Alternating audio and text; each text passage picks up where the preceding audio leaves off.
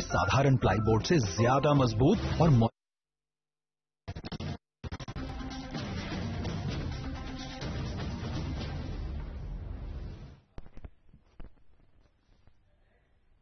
नमस्कार, आप देख रहे हैं साधना प्लस बिहार झारखंड और मैं हूं आपके साथ पूजा अग्रवाल। बुलेटिन की शुरुआत करेंगे इस वक्त के हेडलाइंस के साथ। बिहार दिवस पर शेखपुरा कलेक्ट्रेट में कार्यक्रम का आयोजन, सीएम के लाइव कार्यक्रम का हुआ आयोजन। सीएम के साथ निश्चित योजना पर दिया गया जोर। आरजेडी के पोस्टर वार पर जेडीयू हमलावर, जेडीयू के प्रदेश अध्यक्ष उमेश कुशवाहा ने उठाया सवाल, नेता प्रतिपक्ष तेजस्वी यादव पर साधा निशाना। बिहार में एक बार फिर पोस्टर वार जारी, पोस्टर वार पर बीजेपी प्रवक्ता डॉक्टर निखिल आनंद ने दी प्रतिक्रिया, कहा तेजस्वी को बिहार की जनता से ही मांगनी चाहिए माफी। और उपायुक्त मंजुनाथ भजंत्री ने पोषण जागरूकता रथ को दिखाया रवाना, अधिकारियों को दिए निर्देश, कुपोषण को हराने के लिए की नई पहल। चलिए खबरों से करेंगे शुरुआत। आज बिहार दिवस है। बिहार दिवस के मौके पर मुख्यमंत्री नीतीश कुमार ने प्रदेशवासियों को शुभकामनाएं दी हैं। इसके साथ ही मुख्यमंत्री ने अपने बधाई संदेश में कहा है कि बिहार का इतिहास गौरवशाली रहा है और वर्तमान में किए गए प्रयासों से हम भविष्य को गौरवशाली बनाने का प्रयास कर रहे हैं। हम अपने निश्चय पर आगे बढ़ते रहें और सबकी भागीदारी मिलती रहे। बिहार दिवस की सबको बधाई।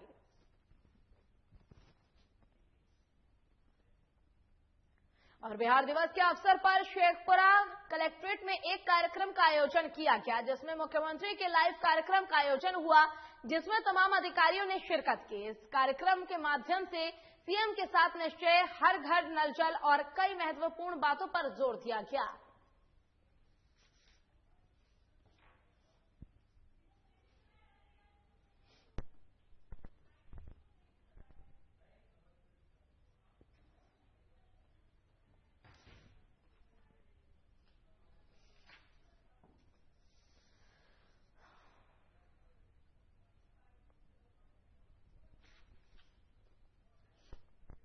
और 23 मार्च को युवा आरजेडी के द्वारा विधानसभा का घेराव किया जाएगा। उसके पहले आरजेडी की तरफ से पोस्टर के माध्यम से नीतीश सरकार पर निशाना साधा जाएगा और पटना की सड़क पर आरजेडी के द्वारा पोस्टर लगाया गया है, जिसमें मुख्यमंत्री नीतीश कुमार को धृतराष्ट्र बताया गया है।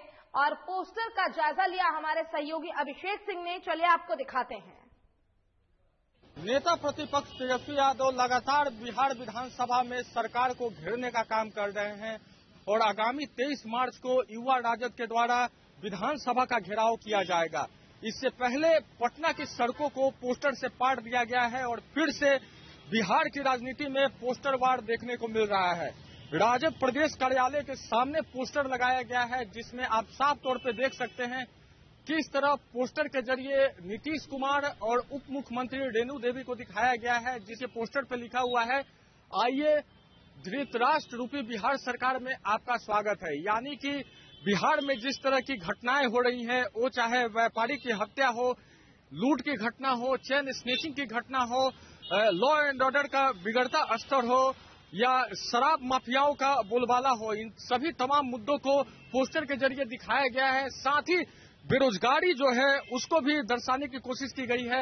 आप देख सकते हैं पोस्टर में किस तरह नौकरी के लिए जो छात्र हैं लाइन लगाए हुए हैं, फॉर्म भर रहे हैं और साथ में जो बेरोजगार जो छात्र हैं वो साफ तौर पे कह रहे हैं हमें रोजगार दो। उसके अलावा कृषि कानून को लेकर भी पोस्टर में दर्शाया गया है। कृषि कानून जो केंद्र सरकार की ओर से पेश किया गया है उसको काला कृषि कानून घोषित किया गया है और उसकी वापसी की मांग हो रही है राजद के द्वारा। और बीच में बिहार के मुख्यमंत्री नीतीश कुमार और उप मुख्यमंत्री रेणु देवी हैं और साफ तौर पे लिखा हुआ है, आइए धृतराष्ट्र रूपी सरकार में आपका स्वागत है। यानी कि सरकार आंख में पट्टी बांधकर सभी चीजों को देख रही है। इसी के खिलाफ जो है 23 मार्च को बिहार विधानसभा का घेराव किया जाएगा। जितने भी राजद कार्यकर्ता हैं पटना के जेपी गोलंबर गांधी मैदान में इकट्ठा होंगे और वहीं से एक विशाल जन सैलाब राजद कार्यकर्ताओं की विधानसभा घेरने के लिए निकलेगी। फिलहाल पोस्टर के जरिए दिलचस्प है और पोस्टर के जरिए वार पलटवार का सिलसिला लगातार जारी है। अब देखना बड़ा दिलचस्प होगा कि 23 मार्च को राजद बिहार विधानसभा घेराव करने में कितना सफल हो पाती है। पटना से साधना के लिए अभिषेक सिंह। और आरजेडी द्वारा लगाए गए पोस्टर पर जेडीयू प्रदेश अध्यक्ष उमेश कुशवाहा ने सवाल उठाया है। उमेश कुशवाहा ने कहा है कि नेता प्रतिपक्ष से और उम्मीद ही क्या की जा सकती है। उन्होंने कहा कि मुख्यमंत्री नीतीश कुमार द्वारा किए कामों पर अनाप शनाप बोलता है, जो बिल्कुल ही निराधार है। इधर इशारा कर रहे हैं प्रतिपक्ष की तरफ, तो प्रतिपक्ष से हम लोग उम्मीद क्या कर सकते हैं। अभी आप देख रहे हैं कि इतना महत्वपूर्ण बजट सत्र चल रहा है। जो हमारे माननीय सदस्य लोग जीत के आते हैं विधायक, वो अपनी क्षेत्र की समस्या जुड़ा हुआ सवाल विधानसभा में सदन में रखते हैं और वो सदन में किस तरह से कर रहे हैं ये आप लोग से छिपा हुआ नहीं है। उनको विकास से कोई मतलब नहीं है, लोकतंत्र में उनको विश्वास नहीं है, लूट तंत्र में विश्वास है। उनके जो माता पिता हैं, जिनके राजपाट किस तरह से जो 2005 के पहले क्या था स्थिति यहां बिहार में, वही स्थिति को भयावह की स्थिति था, वही स्थिति को फिर दोहराना। और आरजेडी द्वारा लगाए गए पोस्टर पर बीजेपी प्रवक्ता ने भी अपनी प्रतिक्रिया दी है। बीजेपी प्रवक्ता डॉक्टर निखिल आनंद ने कहा है कि राष्ट्रीय जनता दल की पूरी जमात इंटेलेक्चुअल बैंक करप्ट, मोरली करप्ट लोगों की जमता है और ये पूरी की पूरी कौरवों की सेना है। जिस तरह का पोस्टर आरजेडी ने लगाया है, उसकी जितनी निंदा की जाए वो कम है। तेजस्वी यादव को बिहार की जनता को माफी मांगनी चाहिए। देखिए, राष्ट्रीय जनता दल की पूरी जमात इंटेलेक्चुअली बैंकरप्ट, मोरली करप्ट, ये लोगों की जमात है और ये पूरी की पूरी कौरवों की सेना है। जिस तरीके से अपमानजनक पोस्टर इन्होंने लगाया है हमारे आदरणीय मुख्यमंत्री श्री नीतीश कुमार जी और उप मुख्यमंत्री श्रीमती रेणु देवी जी के बारे में, वह बिल्कुल ही अपमानजनक है। इसके लिए जितनी भी निंदा की जाए वो कम है। आरजेडी के नेताओं को, तेजस्वी यादव को बिहार की जनता से, निजी तौर पर मुख्यमंत्री जी से और उप मुख्यमंत्री जी से माफी मांगना चाहिए। जिस तरह के पोस्टर्स इन्होंने लगाए हैं, क्या उसी तरह के पोस्टर्स क्या लालू जी और राबड़ी जी के बारे में लगाया जाना सही है?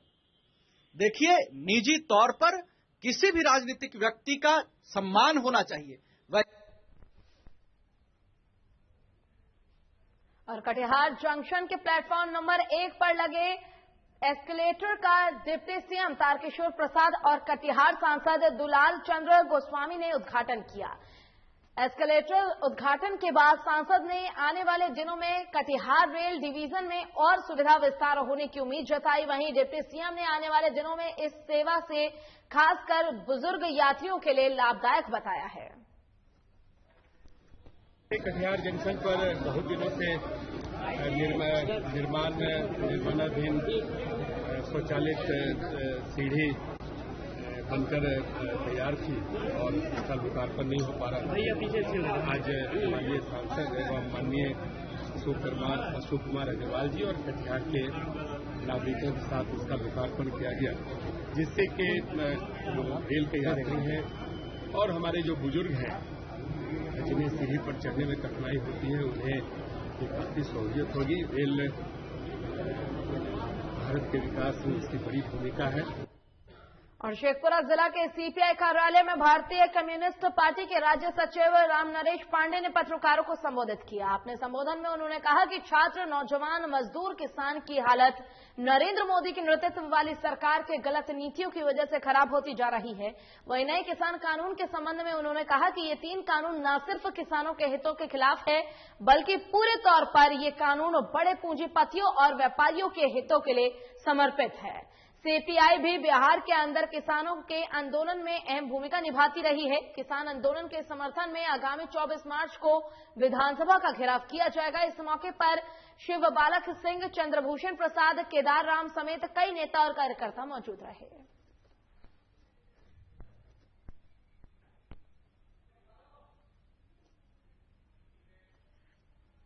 और कलेक्ट्रेट परिसर से उपायुक्त मंजुनाथ भजंत्री ने पोषण जागरूकता रथ को हरी झंडी दिखाकर रवाना किया। साथ ही रथ के सही मॉनिटरिंग और शहरी क्षेत्र के अलावा ग्रामीण क्षेत्रों के टोला, मोहल्ला, बाजार में रथ को भ्रमणशील रहकर लोगों को जागरूक करने का निर्देश उपायुक्त ने संबंधित अधिकारियों को दिया। उपायुक्त मंजुनाथ भजंत्री ने कुपोषण को हमारे समाज के लिए एक गंभीर समस्या बताई है। उन्होंने कहा है कि इसे दूर करने के लिए हम सभी को मिलकर कार्य करते हुए लोगों के बीच जागरूकता लाने की आवश्यकता है। महिलाओं को गर्भावस्था के दौरान किन किन चीजों का सेवन करना आवश्यक है, इसकी जानकारी उन्हें उपलब्ध करानी जानी चाहिए, ताकि वे पौष्टिक आहार का सेवन कर स्वयं और अपने बच्चों को स्वस्थ रख सके। सेविका, सहायिका और पोषण सखी अपने कर्तव्य को समझते हुए कुपोषण मुक्त देवघर बनाने के लिए कार्य करें। सभी के सामूहिक प्रयास से ही लोगों को जागरूक कर कुपोषण मुक्त समाज का निर्माण किया जा सकता है। ऐसे में आवश्यक है कि हम सभी इस कार्य को करने का संकल्प लें और पूरी तत्परता के साथ मिलजुल कर कार्य करें। ये पोषण पक्ष जो पोषण अभियान के अंतर्गत खासकर जैसे फर्स्ट 6 मंथ्स में एक्सक्लूसिव ब्रेस्ट फीडिंग होना चाहिए, फिर उसके बाद जो 3 साल तक जो न्यूट्रिशियस फूड जो है बच्चों को मिले, और इसके साथ साथ स्वच्छता भी एक बहुत ही महत्वपूर्ण बिंदु है कि हाइजीन नहीं रहने से या खुले में शौच जाने से भी जो कुपोषण का समस्या जो होता है उसको भी ध्यान में रखना है कि संपूर्ण जिले में सभी लोग जहां जहां पे भी ये जाएगा तो उसके बारे में भी प्रचार प्रसार करेंगे।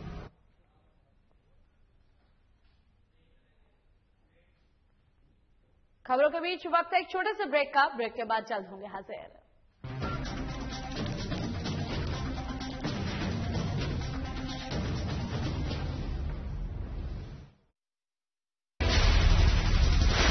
बिहार झारखंड के साथ देश दुनिया की हर बड़ी खबर देखिए फटाफट अंदाज में शाम 7:30 बजे। खबरें सुपरफास्ट सिर्फ साधना प्लस पर।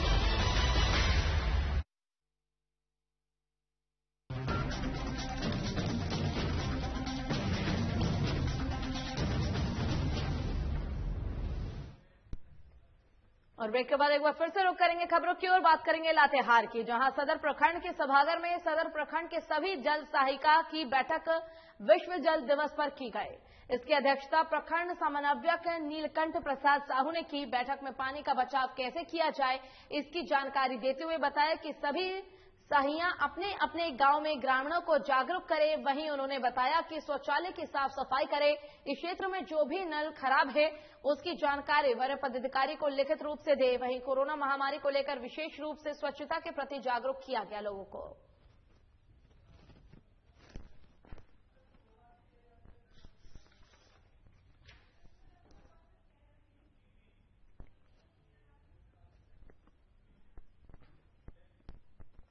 और शेखपुरा में कार्यपालक सहायकों का अपनी मांगों को लेकर धरना प्रदर्शन पिछले 7 दिनों से जारी है, लेकिन अभी तक ना ही सरकार और ना ही जिला प्रशासन ने इस मसले को कोई ठोस कदम उठाया है। वहीं मौके पर विधायक विजय सम्राट से मिलकर कार्यपालक सहायकों ने विधानसभा में आवाज उठाने की मांग भी की है। कार्यपालक सहायकों के बीच विधायक विजय सम्राट कलेक्ट्रेट स्थित धरना स्थल पर पहुंचे और कार्यपालक सहायक के मांगे को सुनी है। और मीडिया से बात करते हुए विधायक ने कहा कि कार्यपालक सहायकों का मांग जायज है, सरकार को और प्रशासन को इस पर पहल करनी चाहिए। उन्होंने कहा कि जिला प्रशासन के द्वारा 24 घंटे के अंदर धरना खत्म करना जो कि निर्देश दिया गया है वो गलत है। जिलाधिकारी को कार्यपालक सहायकों से मिलकर बात करनी चाहिए। अरे अब हम लोग तो सरकार में उठा ही रहे हैं इनका बात, और हम जोर इस पर उठाएंगे। इनका जायज मांग है, हम लोग इनके साथ, महागठबंधन इनके साथ है, और सरकार द्वारा गलत नीति अपना करके इनको जो बेल्ट्रॉन में जो किया जा रहा है वो गलत। इनका तो लोग आए ही हैं परीक्षा देखकर, निरंतर सर यहाँ धरने पे हैं, लेकिन अभी तक प्रशासन के कोई भी व्यक्ति नहीं आए हैं। तो इस संबंध में आपका कुछ रहेगा इनके हित में मांग? एकदम आना चाहिए था, अब नहीं आ रहे हैं तो ये गलत चीज है, तो आना चाहिए था।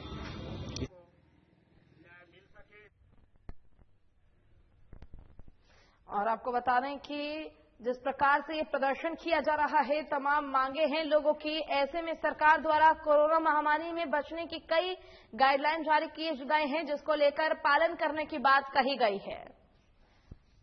और शेखपुरा की ये खबर, जहां कार्यपालक सहायकों का अपनी मांगों को लेकर धरना प्रदर्शन पिछले 7 दिनों से जारी है, लेकिन अभी तक ना ही सरकार और ना ही जिला प्रशासन ने इस मसले में कोई ठोस कदम उठाया है। वहीं मौके पर विधायक विजय सम्राट से मिलकर कार्यपालक सहायकों ने विधानसभा में आवाज उठाने की मांग भी की है। कार्यपालक सहायकों के बीच विधायक विजय सम्राट समरणालय स्थित धरना स्थल पर पहुंचे।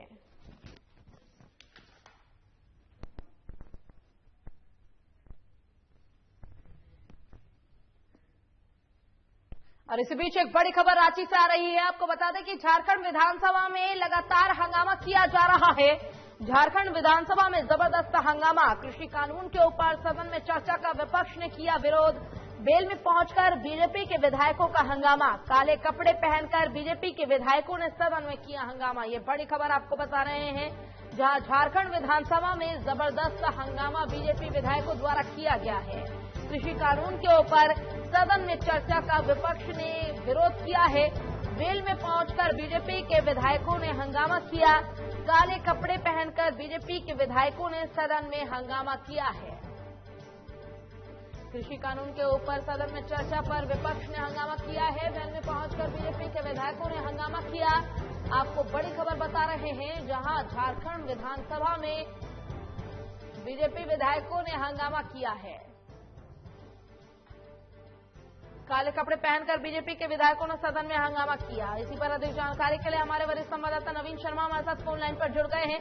नवीन, जिस प्रकार से जानकारी मिल रही है कि झारखंड विधानसभा में एक बार फिर से जबरदस्त हंगामा बीजेपी विधायकों द्वारा किया गया है, आखिर क्या कुछ पूरा मामला है, क्या कुछ जानकारी है? देखिए, दरअसल सदन में आज सेकेंड हाफ में कृषि कानून और महंगाई के ऊपर चर्चा होना था। इसको लेकर के समय निर्धारित किया गया था। इसी को लेकर के अब बीजेपी की तरफ से विरोध किया जा रहा है कि आखिर कृषि कानून पर चर्चा करने की जरूरत क्या है, जब कृषि कानून बन चुका है, उस पर राष्ट्रपति का मुहर लग चुका है, देश के दोनों ही सदनों से वो पारित हो चुका है और जो राष्ट्रपति के कलम से जो है वो बिल कानून बन चुका है।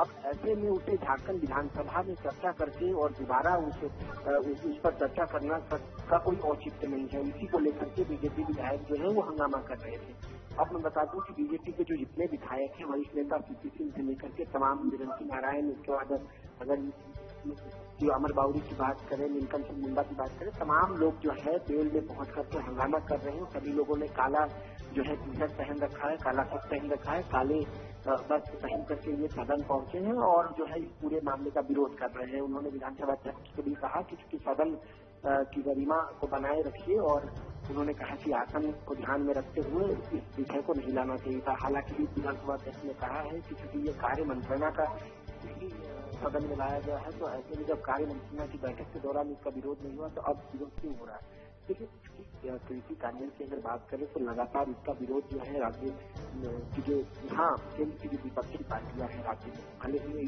वो यहाँ में सत्ता पक्ष में है, तो तमाम लोग विरोध करते रहे और ये पूर्व से ये जो बजट सत्र होगा, इस बजट सत्र में कृषि कानून पर चर्चा हो सकता है।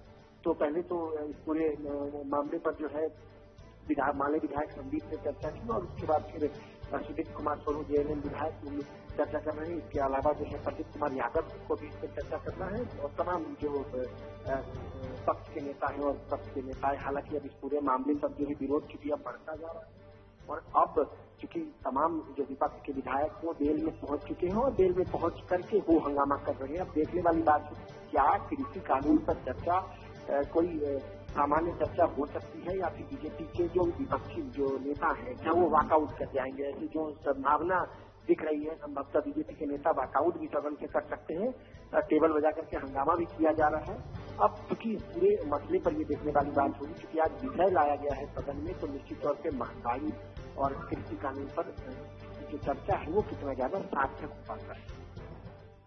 जी नवीन, ऐसे में आपसे ये भी जानना चाहेंगे, जिस प्रकार से विधानसभा में जनता की समस्याओं को रखा जाता है, ऐसे में हम देख रहे हैं कि अलग अलग राज्यों में कृषि कानून का विरोध लगातार अब तक जारी है। तो ऐसे में जिस प्रकार से ये मुद्दा उठाया गया और उस पर चर्चा होनी थी, तो जरूरी थी कि इस मुद्दे पर चर्चा की जाए, लेकिन फिर भी बावजूद इसके जो बीजेपी विधायक है वो लगातार विरोध कर रहे हैं इसका। अब आखिर आगे क्या लगता है, क्या कुछ कयास लगाए जा रहे हैं?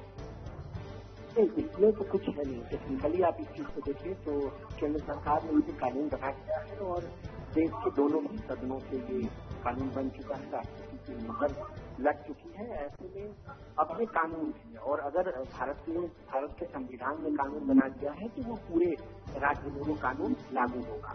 अब ऐसे नहीं कि तमाम राज्यों में कानून लागू हो गया। अब कोशिश ये हो रही है कि जहाँ भी केंद्र की विपक्षी पार्टियां हैं वो तमाम लोग अपने विधानसभा में इस कानून के प्रति जो है विरोध दर्ज करा करके जो है अपने सदन से पारित करके कि वो राज्य में इस कानून को लागू नहीं होने देंगे और ये केंद्र को भेजने का काम करेंगे।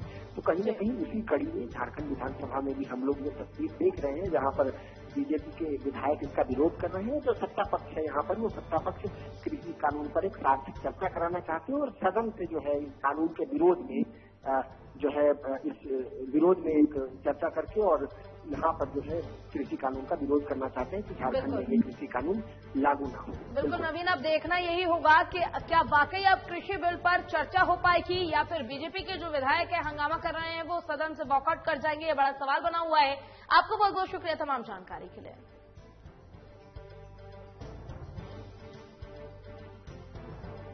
चलिए रुक करेंगे खबरों की ओर। सरकार द्वारा कोरोना महामारी से बचने के लिए कई तरह के गाइडलाइन जारी किए गए हैं। लोगों को मास्क पहनना और 2 गज की दूरी का पालन करना अनिवार्य कर दिया गया है।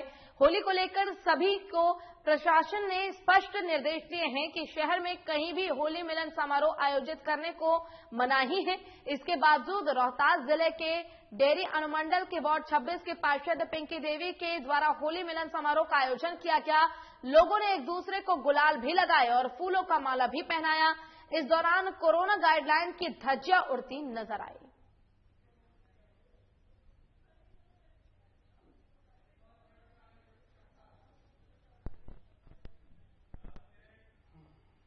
और इसी बीच गोपालगंज से एक बड़ी खबर आ रही है जहां टेम्पो और 4 पहिया वाहन के बीच जबरदस्त टक्कर हो गई है। टक्कर में एक की मौत, 12 लोग घायल हुए हैं। घायलों को सदर अस्पताल गोपालगंज के लिए रेफर कर दिया गया है। फुलवरिया थाने के मीरगंज बथुआ मुख्य सड़क की पूरी घटना, फुलवरिया पुलिस मामले की हर छानबीन कर रही है। ये बड़ी खबर गोपालगंज से जहां टेम्पो और 4 पहिया वाहन के बीच जोरदार टक्कर हो गई। इस दौरान टक्कर में एक की मौत हो गई है, 12 लोग घायल हो गए हैं। फिलहाल 12 लोगों को सदर अस्पताल गोपालगंज भर्ती करा दिया गया है। फुलवरिया थाने के मीरगंज बथुआ मुख्य सड़क की पूरी घटना, फुलवरिया पुलिस मामले की हर पहलू पर छानबीन कर रही है।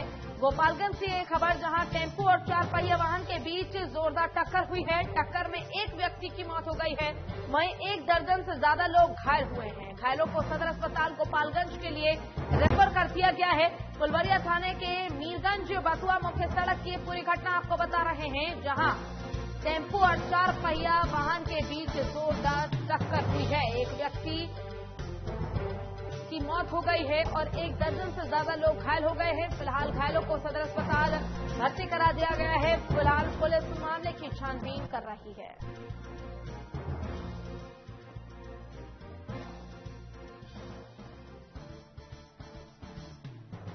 और इसी पर अधिक जानकारी के लिए गोपालगंज से हमारे संवाददाता शैलेंद्र कुमार हमारे साथ फोन लाइन पर जुड़ गए हैं। शैलेंद्र, सबसे पहले तो आपसे जानना चाहेंगे कि आखिर पूरा मामला क्या है। गोपालगंज के फुलवरिया थाना अंतर्गत फुलवरिया मीरगंज मुख्य पथ पे तिलार गांव है, जिस गांव के समीप ये घटना हुई है। टेम्पू और 4 पहिया वाहन जो कि जोरदार टक्कर हो गया। इस टक्कर में करीबन 1 दर्जन लोग घायल हो गए, जिनमें दो लोगों की मौत की पुष्टि हो गई है। बाकी लोगों की सदर अस्पताल में इलाज कर रही है और कुछ लोग इसमें हैं जिनकी हालत सीरियस होने के कारण उनको यहाँ से गोरखपुर और पटना के लिए रेफर कर दिया गया है। ये घटना जहाँ पे घटना घटी है वहाँ पे ये बताया जा रहा है कि जो 4 पहिया जो चालक था वो अपना जो गाड़ी जो चला रहा था, गाड़ी चला रहा था, उसके अपना संतुलन खो दिया और इस टेम्पू में आके जोरदार टक्कर मार दिया, जिसमें तकरीबन 1 दर्जन लोग इस टेम्पू में सवार 1 दर्जन लोग जख्मी हो गए। जी बिल्कुल शैलेंद्र, इस दौरान खबर ये भी है कि एक व्यक्ति की मौत हो गई है और 1 दर्जन से ज्यादा लोग घायल हो गए हैं। फिलहाल घायलों की दो लोगों की मौत हो चुकी है। अभी तक 2 लोगों की मौत की पुष्टि हो चुकी है। जो जिला सदर अस्पताल के डॉक्टरों द्वारा 2 लोगों की मौत की पुष्टि कर दी गई है और करीब 3 से 4 लोगों को यहाँ से गोरखपुर और पटना के लिए रेफर कर दिया गया है। बाकी लोगों को यहाँ पे अस्पताल में इलाज कर रहा है। तो काफी लोगों की महिलाएं उसमें हैं जिनकी पैर हाथ टूट गया है, तमाम तरह की उनकी दिक्कत आ गई है, सर फट गया है, जिनको यहाँ पे गोपालगंज में इलाज कराया सदर अस्पताल में, और जिनकी हालत नाजुक है उनको गोरखपुर और पटना के लिए रेफर कर दिया गया है। जी बिल्कुल शैलेंद्र, क्या मृतकों की पहचान हो पाई है? मृतकों की पहचान नहीं हो पा रही है, और जो वाहन ने टक्कर मारा था उसको भी अभी अज्ञात है। तमाम मुद्दों पे पुलिस जांच कर रही है, और टक्कर मारने के बाद वो भी वाहन फरार है, जिसको भी पुलिस उसको भी ट्रेस करके उसको भी पकड़ने में अपना जो टीम है उसको लगा रखी है। जी फिलहाल पुलिस की तरफ से क्या कुछ कार्रवाई की जा रही है इस मामले को लेकर? पुलिस से जितने भी घायल लोग हैं उनको सदर अस्पताल में भर्ती करा दिया गया है, उनका इलाज सदर अस्पताल में चल रहा है। बाकी जो वाहन जो क्षतिग्रस्त वाहन है उसको सड़क के किनारे कर दिया गया है, सड़क को खाली करा दिया गया है, ताकि वहाँ पे जब जिस समय घटनाएं हुई उस समय लोगों में काफी आक्रोश हो गया, उग्र हो गए लोग, लेकिन पुलिस ने काफी सूझबूझ से काम लिया और लोगों को समझा बुझाकर वहाँ से सभी लोगों को लेकर सदर अस्पताल पहुंचे। लेकिन एक युवक की मौत वहाँ पे घटनास्थल पे हो गई थी, जबकि दूसरा युवक सदर अस्पताल पहुंचने इलाज के दौरान उसकी मौत हुई थी। जी जैसे पता चला है कि टेम्पो और 4 पहिया वाहन के बीच जोरदार टक्कर हुई है, क्या कारणों का पता चल पाया है कि आखिर किस कारण से ये दुर्घटना घटी? निश्चित कारणों का पता पुलिस के अनुसार और स्थानीय लोगों के अगर माने तो जो 4 पहिया चालक था वो काफी तेजी गति से चला रहा था, और जैसे टेम्पू के करीब आया तो अपना संतुलन खो दिया, टेम्पू को पीछे से जोरदार टक्कर मार दिया, जो कि टेम्पू तकरीबन 150-60 मीटर का ये ऐसे इतना दूरी पे जाके गिर गया, और वो पूरे एक फेंका गया और पलट गया, और उसमें सवार सभी लोग इधर उधर गिर गए और सभी लोग जख्मी हो गए। जी बहुत बहुत शुक्रिया शैलेंद्र आपका तमाम जानकारी के लिए। चलिए रुक करेंगे खबरों की ओर। स्कूली शिक्षा साक्षरता विभाग और यूनिसेफ झारखंड के संयुक्त तत्वाधान में 22 से 25 मार्च तक अपनी सुरक्षा अपने हाथ पखवाड़े का आयोजन किया जाना है। इस पखवाड़ा कार्यक्रम का शुभारंभ बोकारो उपायुक्त राजेश सिंह ने कलेक्ट्रेट परिसर से प्रचार वाहनों को हरी झंडी दिखाकर रवाना किया। ये प्रचार वाहन जिले के सभी स्कूलों में जाकर बच्चों को स्वच्छता के बारे में जागरूक करेगी। वर्तमान में कुल 565 स्कूल संचालित हैं, जहां के सभी बच्चों को स्वच्छता और कोरोना महामारी के रोकथाम की जानकारी देकर जागरूक किया जाएगा।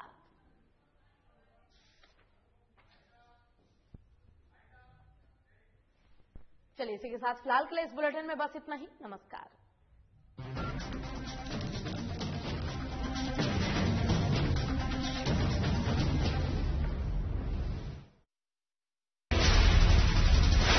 बिहार झारखंड के साथ देश दुनिया की हर बड़ी खबर देखिए फटाफट अंदाज में शाम 7:30 बजे। खबरें सुपरफास्ट सिर्फ साधना प्लस पर।